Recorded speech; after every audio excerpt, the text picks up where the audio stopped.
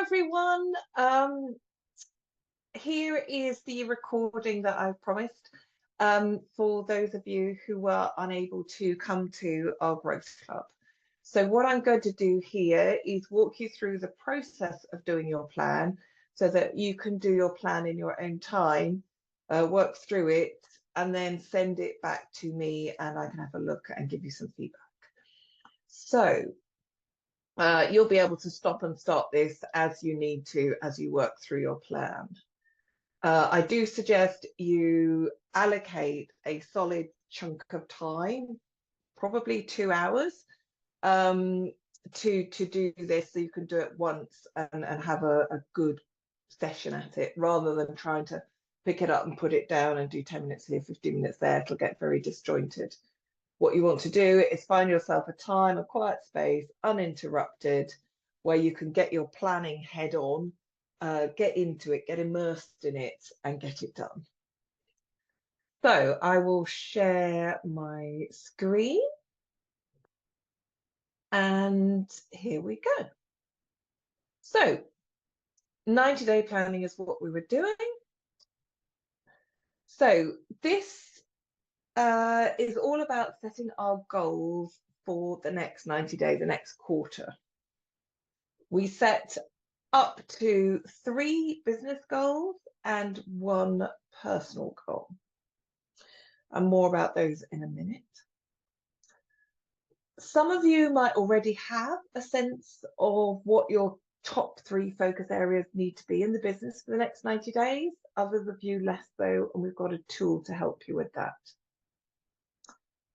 This is definitely a planning muscle that gets developed the more you do it. So those of you doing this for the first time, just celebrate the fact you're going to create your first 90-day plan. It will feel more natural and easier as you go. And most clients tell me that actually when they've done 3, they have got a much better idea 3rd time through about how big to go, how much stretch, how much detail is needed, and really get a top quality plan. So if this is your first session going through the 90-day plan, remember any goal is better than no goal. We want to be as specific as we can. Some of you will be familiar with the SMART acronym. S for specific. This is what the goal needs to be, specific. M for measurable.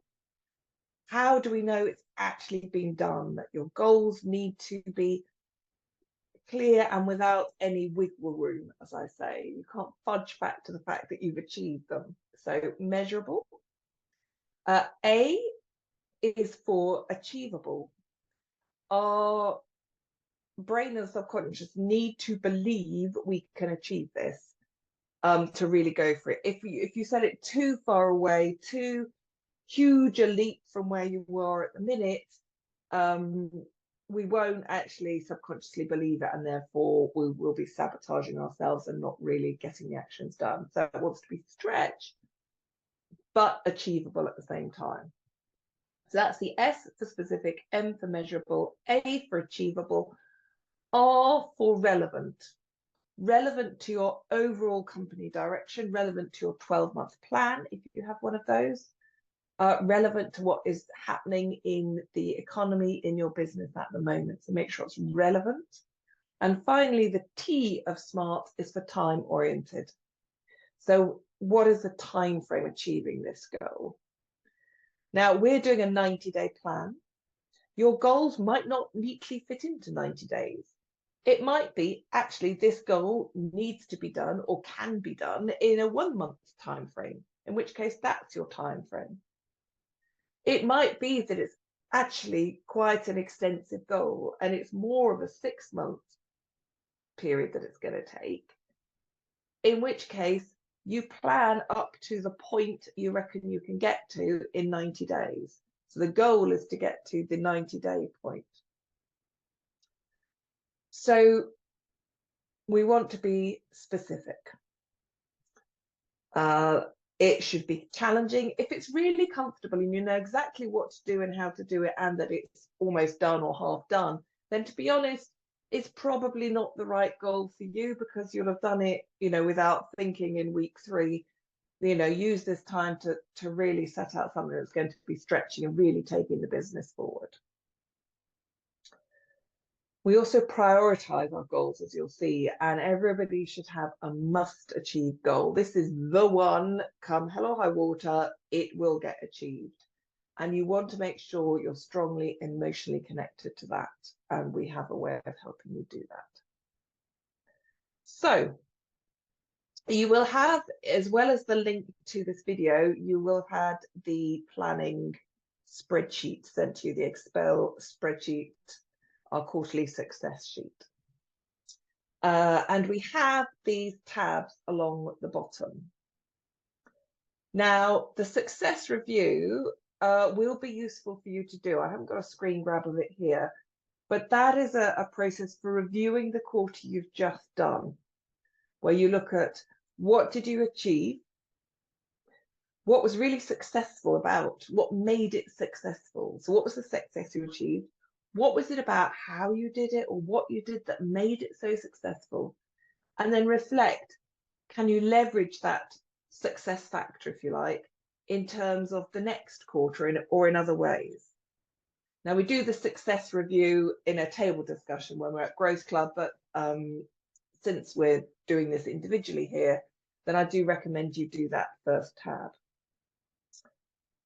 The second tab, which is called the 6-step framework, is this format. And this is a tool that will help you identify what might be the next areas to focus on in your business if you're looking for some help to decide what is the right topic for your next 90-day goals. So this is a self-assessment for you to do on our 6 steps framework.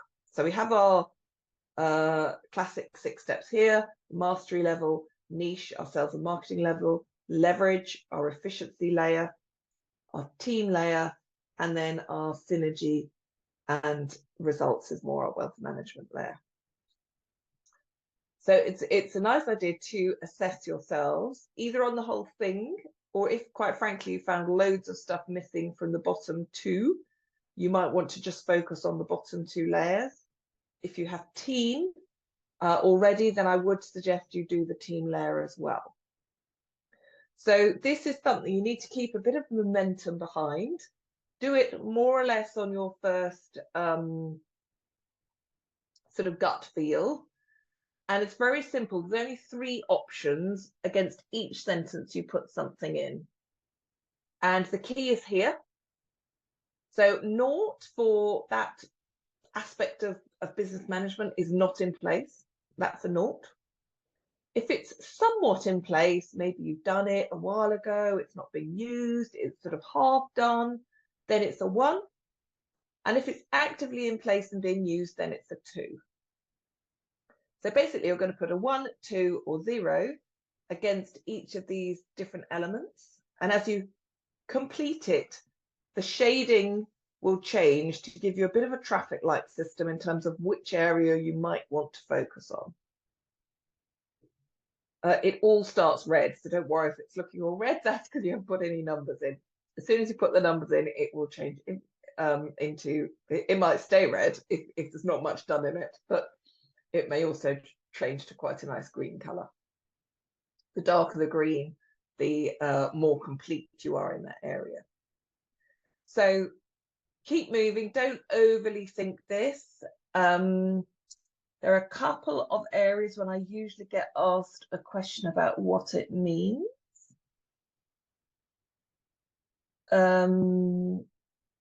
Particularly, so DIS, if it talks about using DIS, that comes up in a couple of places here in niche. The DISC is a personality profiling tool, which really helps us understand our preferences around communication styles and helps us identify and work with others' communication style preferences. So that's something I can help you with if you are interested. We also have a ladder of loyalty element. Oops, sorry, let's go back. The ladder of loyalty mechanism is as we think about how our customers' journey, it's really a customer journey from being a prospect to a lead. When they've bought for the first time, they become a shopper. Differentiated from a customer has bought twice or more. So when they buy first time, we don't actually know. If you go to a restaurant and have a meal there, we don't know that you like that restaurant, you like the experience until you go back again. So the repeat purchase indicates, yep, you're a happy customer. So you go shopper to customer. Then we go up to being a member if we're getting more involved in that business. And ultimately, there's the option to become an advocate and then a raving fan. So that's our ladder in a nutshell. I'm trying to think if there's anything else here that people tend to ask me.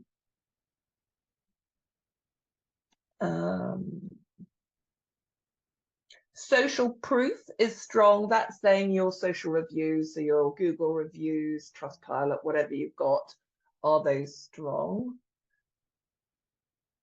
I think that is most of it. Okay, if you have a question, then just ping me an email if I haven't covered it. So that's a good place to start. We then jump to our 90-day goals tab. Sorry, before that, we're going to our test and measure weekly, not to complete it, but purely to change the date. So if you go to your test and measure weekly tab, if you change this one date, which is the first box, to whatever date you want to start your 90-day cycle from. So you might say, actually, I'm going to start it from the day I'm doing the plan. I'd maybe choose a Monday because this is week by week. So you may be going to choose next Monday, which would be the 25th or so, or you might want to choose the first day of the new quarter, because we usually do this a couple of weeks before the quarter actually starts. So you choose when you want your plan to start. Change this date here. Once you've changed it on this T&M weekly tab, it will change all the other dates in all the rest of the tabs.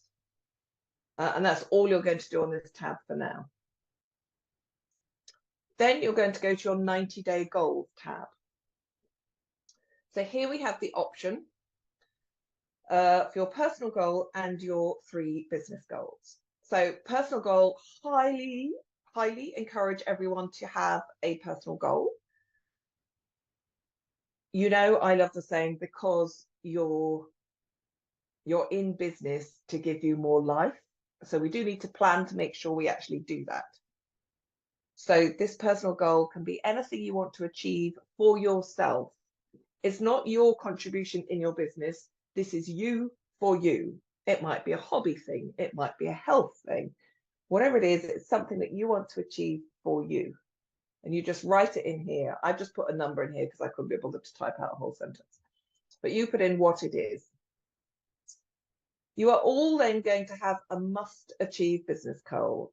This will be the goal that you have to achieve this quarter. It might be there's a critical hire you need to make. It might be you're launching a new service which has to go live. It might be there's a revenue level that you need to achieve. You then have 2 other business goals, 2 and 3. Now, for those who are experienced at doing the quarterly planning and they have a team, then it's fine to go for the personal goal and 3 business goals.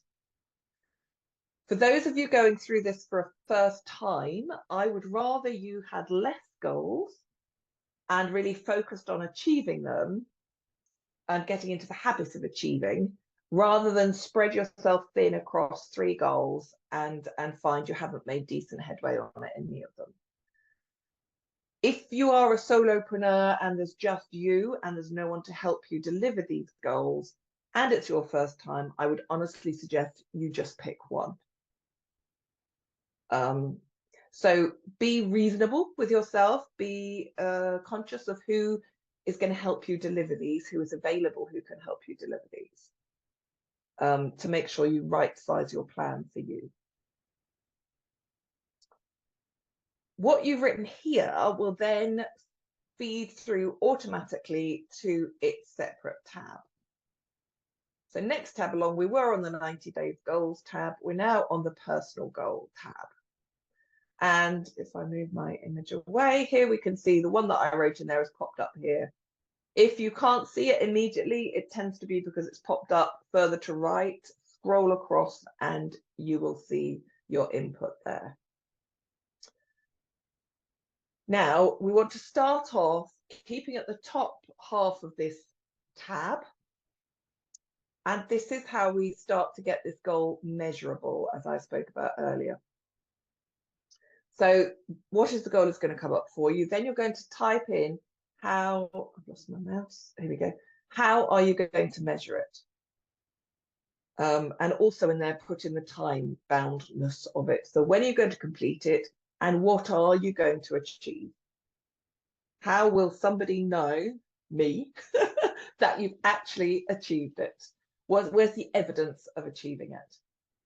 So write that in. If you're a bit stuck, again, reach out to me, I can help. The next two questions are a bit unusual and very key. And this is how you can build an emotional connection to you and build that importance as to why it's important for you to achieve this goal. Why do you want to do it? And the second one is similar, but it just gives you a different angle. What will it mean to you when you've done it? What's it going to mean to you when you've achieved it and it is completed?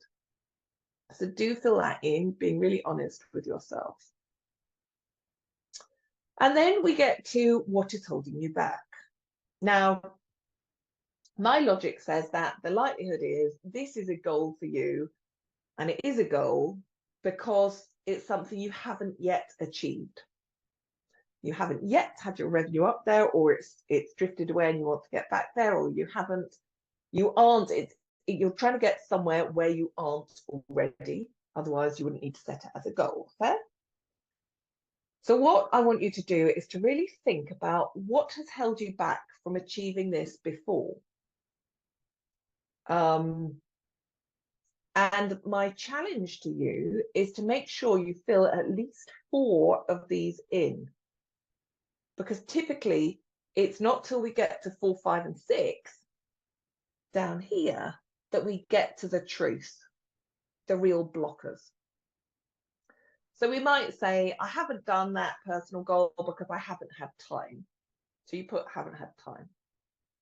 Now, the reality is we all have the same amount of time. Actually, you haven't chosen to prioritize your time to do this thing. So what's got in the way of you prioritizing it? And let's find out what that is. And that goes into line number 2. And so forth. So is it lack of support to do it? Lack of financials, lack of energy, actually not really quite clear. Some people have done this and gone, you know what, I don't know that I'm that bothered about it. In which case, pick another one. That was a good process to go through, but pick something that you are really bothered about. So really challenge yourself to do these absolutely down to number 4, 5 and 6 as well, if that's possible, to work out what's holding you back. The reason why we want to know that is because what our plan needs to do is make sure that in the planning of how you're going to do it in the next quarter, that it overcomes those barriers that you've just identified in those lines 1 to 6. That's why we need to think about what is holding us back so we can overcome that. Otherwise, you're just going to get stuck again, as you have been before. So when you've done that top right-hand side, we can then scroll down on the same tab and you can start planning out the actions. So 1 action per line. And sometimes I find people early into doing the planning process are a bit broad brush in their actions. I want you to write it with such clarity that when you pick up your plan in 4 weeks' time and you go, what am I meant to do this week? It tells you. So if it was, I'm going to flip forward, say it's a business goal,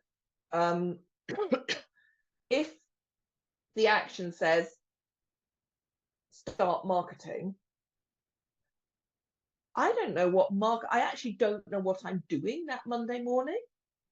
If it says send email to 30 prospects about new product, I know I've got to send it. Or maybe, in fact, the first action is draft email.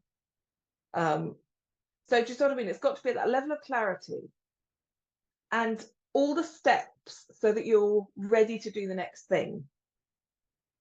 So if your personal goal is to do couch to 5K, the first steps are going to have to be something like maybe download an app that you're going to use, maybe get some new running shoes if you haven't got any, maybe find a buddy to do it with to keep you motivated. Do you sort of mean? We're thinking about everything we should do to make sure this is successful.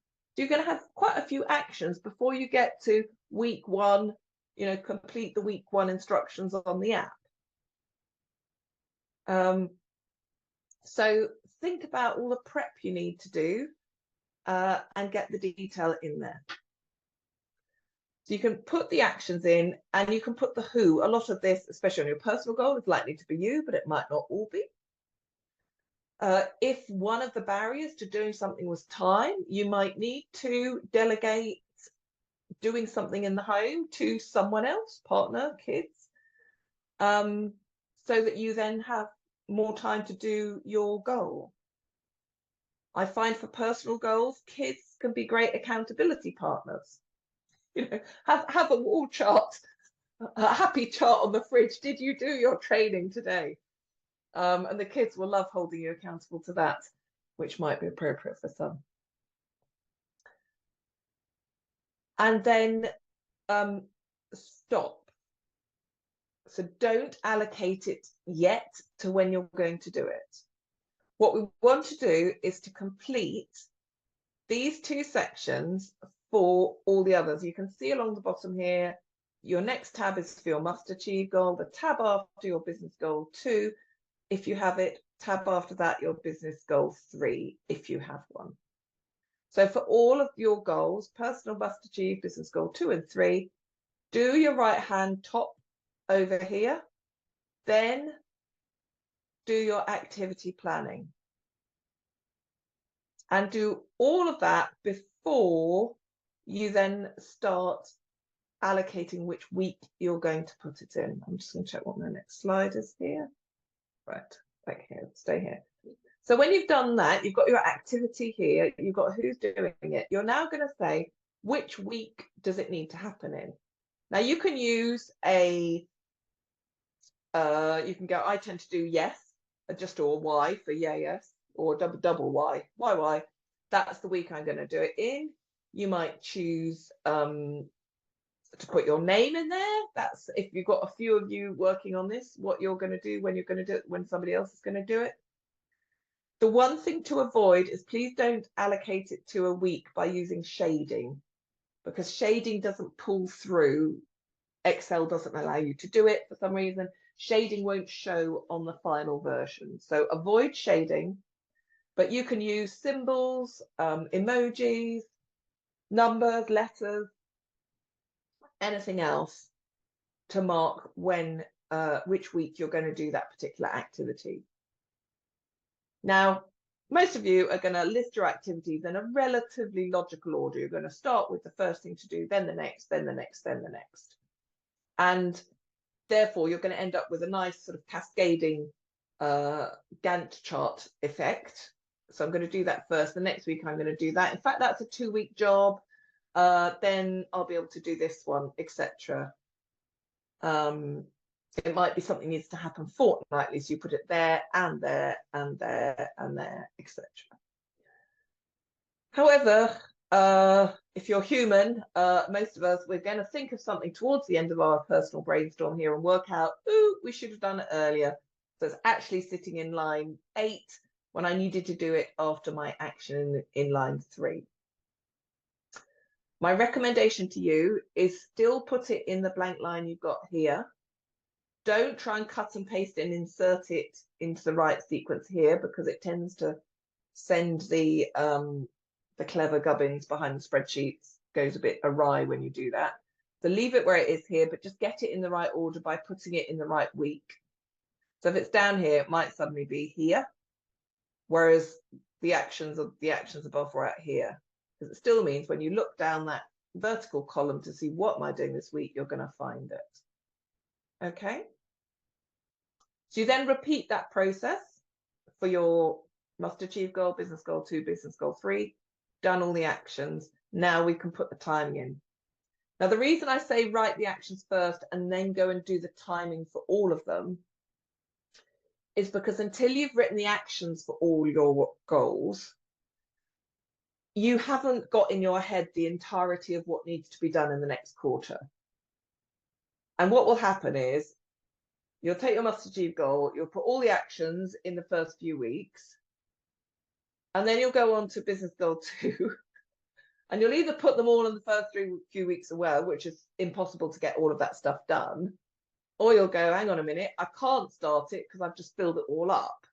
And it might be that actually there's an early action you need to do here just to get something going, whilst you can then go back and do some more actions on another goal. So only when we know all the activities we need to do across all of the objectives, or all of the goals, can we then properly prioritize what we're doing when. Another tip for when you're planning what to do when is look out for any holidays you've got. So if you're going on holiday, look out any school holidays, half terms, or your annual holidays. I just shade, and it doesn't need to pull through, so you're safe shading it on these tabs. Just shade. So if you've got 2-week holiday, just shade out those 2 weeks to remind yourself not to put any actions whilst you're on holiday. The other thing you might want to shade out is if you know you've got a really busy week, or maybe a couple of key players in your team are on holiday, so you know you'll be covering for them, so you won't have time yourself to do much on the business work because you'll be in the business covering them, in which case shade that to make sure you don't put in, again, actions that in reality you're never going to have time to do. You can see we want to make this as realistic as possible in terms of what you're going to be able to fit in when. So when you've done that, you will then be able to go to the 90-day plan. Note it sounds quite similar to the 90-day goals. That's just your goals. Now over here, much further to the right, on a plan. And this has pulled through everything you've done on those different goal tabs. So everything that's on these 4 goal tabs is now pulled through onto one tab here, all beneath itself. So you can scroll down and see it all.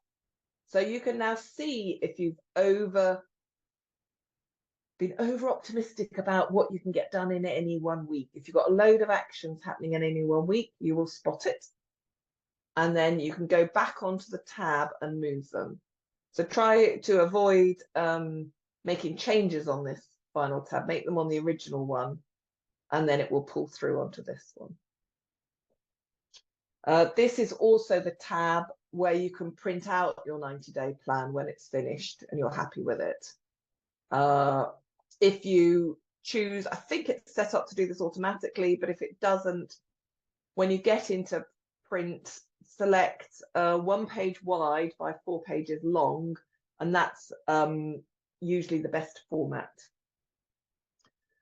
For those of you who might be going, Helen, I'm a paperless person. That's great.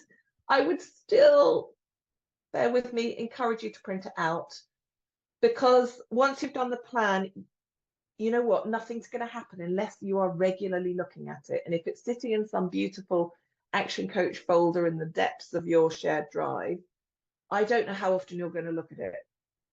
So I would print it out, keep it on your desk about you, pop it in your laptop when you know, so it's always there when you open it up, just have it sitting in there. Keep it close to you so you are looking at it minimum every week to see what you're meant to be doing to move that forward.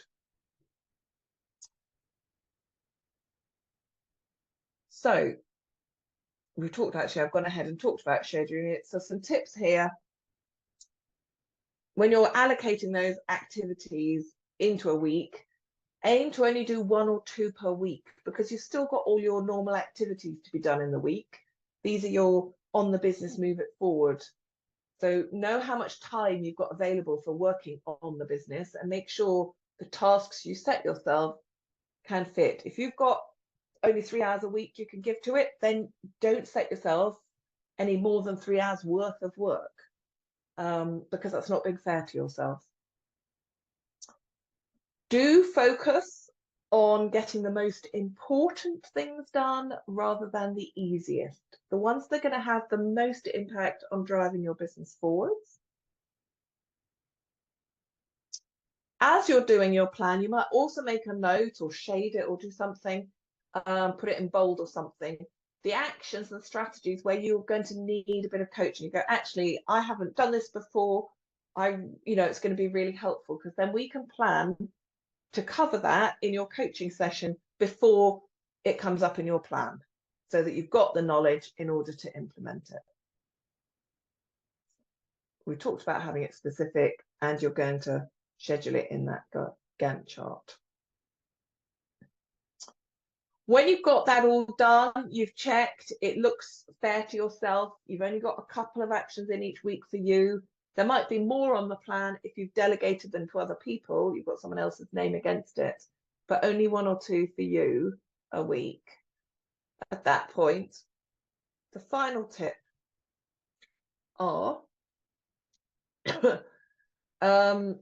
is to then put it into, I'm thinking it's going to come up, here we go, yeah.